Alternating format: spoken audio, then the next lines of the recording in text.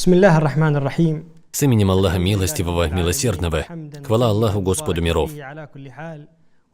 Мир и благословение пророку Мухаммаду, его семье и его сподвижникам. Братья и сестры, где бы вы ни искали дозволенное вам пропитание, пусть Аллах продлит вам жизнь и улучшит ваше время со всеми благами. Эта программа «Благое из числа удела», пропитание. В этой программе мы упомянем, по воле Всевышнего Аллаха, благое из средств к существованию и пропитания, которые Аллах упомянул в своей великой книге и в сунне посланника Аллаха, да благословит его Аллах и да приветствует. Позже мы разъясним, как принимал посланник Аллаха некоторую пищу, почему любил ее и тайны, которые имеются в некоторых благах, встречающиеся в священном Коране и в сунне пророка, да благословит его Аллах и да приветствует. Всевышний Аллах говорит в своей священной книге: «Скажи, а кто же сделает из вас запретным украшение Аллаха, которое Он вывел для своих рабов, и приятное из пропитания? Скажи, это для тех, кто уверовал в судный день, искренне еще в мирской жизни. Итак, мы разъясняем знамения для людей, знающих, понимающих».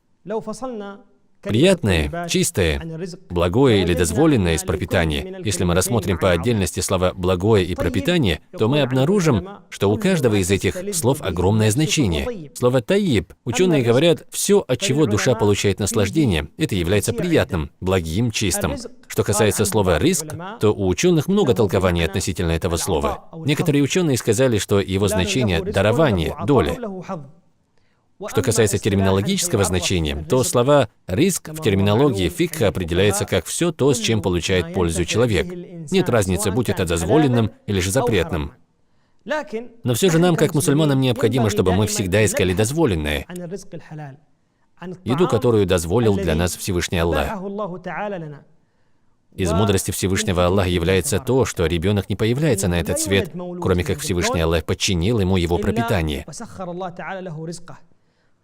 Посланник Аллаха, да благословит его Аллах и да приветствует, сказал: «Поистине каждый из вас пребывает в утробе матери в виде семени, затем в виде сгустка крови, затем в виде куска мяса, затем после того, как оживляют его в утробе матери, Аллах отправляет к нему ангела и повелевает ему записать 4 повеления. Из этих повелений предписание пропитания. О сын Адама, твой удел бывает предписан тебе еще в утробе матери. Никогда не беспокойся о пропитании, берегись того, чтобы не входило в твой дом и нутро, кроме как чистая еда, кроме как еда, которую ты приобрел, работая, и такую, за которую Аллах не отчитает тебя». Всевышний Аллах говорит в своей великой книге: «Он тот, кто сделал для вас землю покорной.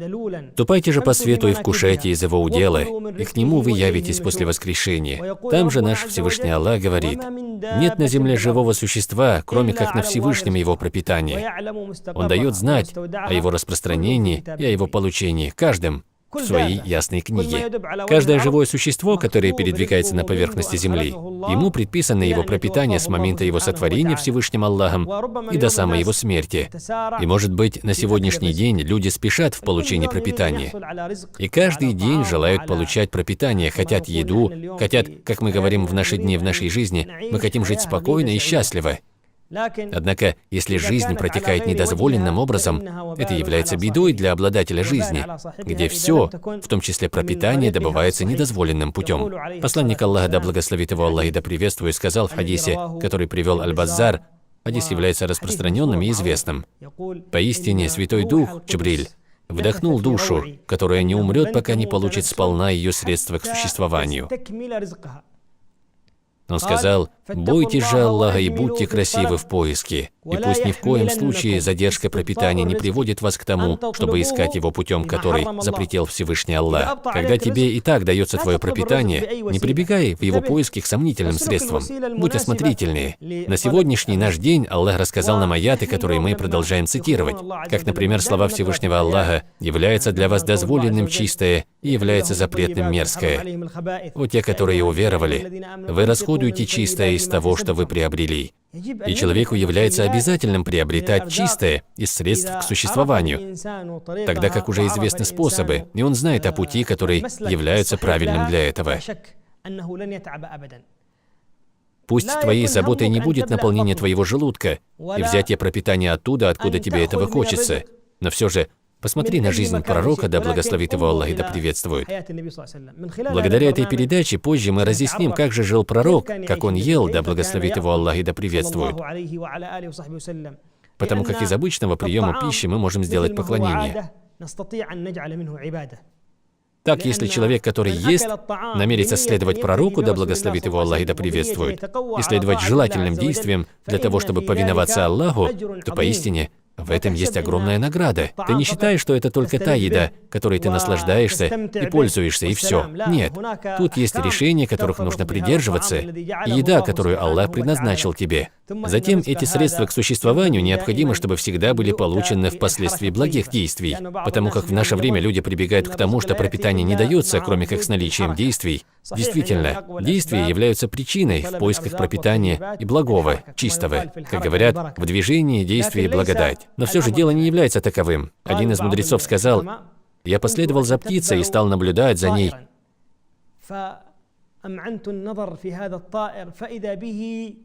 И тогда я увидел, как она кормит слепую змею в глубокой норе. Пречист Аллах. Слепая змея, и к ней приходит издалека птица для того, чтобы, взяв что-то из еды, положить это ей в рот. Аллах подчинил эту птицу для нее, вместе с тем, что она пребывала в своей норе. Некто из людей рассказывал: я работал с камнями, разламывая их. И когда в один из моих дней я разломал один из этих камней, я увидел в нем другой камень, внутри которого находился червь. Червь находился в середине этого камня. Она наглухо была закрыта сверху со всех сторон вторым камнем. Кто же наделил пропитанием этого червя, который находился внутри этого камня? Поистине это наделяющий, великий и всемогущий. Известный поэт Мухаммад ибн Идрис из Андалусии сказал: «Пример пропитания, которое ищешь ты, как пример тени, которая идет с тобой. Ты не догонишь ее, усердствуя, а когда отвернешься, следует за тобой она». Говорят, что этот поэт зашел к одному из правителей и написал обычную поэму, желая получить награду от правителя. Он зашел к нему и продекламировал ему ее. Амир был приятно удивлен, но все же не дал ему ничего, и тогда он прочитал ему этот куплет. Он ответил ему: «О, андалусец, разве ты не говоришь, пример пропитания, которое ищешь ты, как пример тени, которая идет с тобой? Ты не догонишь ее, усердствуя, а когда отвернешься, следует за тобой она». Он ответил: «Да». Амир сказал: «Тогда почему же ты просишь дарования у меня? Ступай, нет для тебя дарования возле нас». И он отправился, разбитый и обманутый. Тогда Амир сказал одному из слуг: «Отправляйся за этим мужчиной», и возложил на него, чтобы он вручил поэту дары и деньги.